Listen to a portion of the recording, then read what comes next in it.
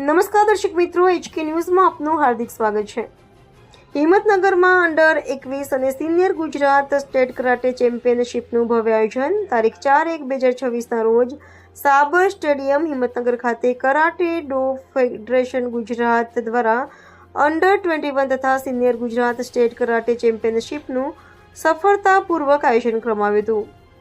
ચેમ્પિયનશિપના ઉદ્ઘાટન સમારોહમાં હિંમતનગર જિલ્લા અધિક્ષક શ્રી જેજી ચાવડા, કરાટે ડો ફેડરેશન ગુજરાતના પ્રમુખ કલ્પેશભાઈ ખત્રી, મહામંત્રી મહેશભાઈ રાવલ, ઉપપ્રમુખ આસમભાઈ દાવ, ઉપપ્રમુખ પૂર્વાંગભાઈ નાયક, ખજાનચી વિકાસભાઈ સોડી, ટેકનિકલ ડાયરેક્ટર કમલેશભાઈ પટેલ તેમજ જીતેન્દ્રભાઈ સુરતી ઉપસ્થિત રહ્યા હતા।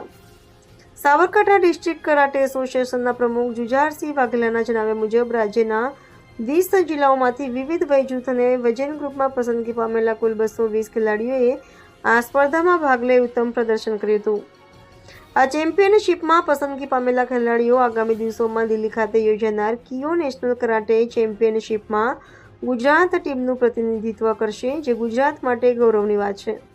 Zakir Memon, HK news, Sabarkantha.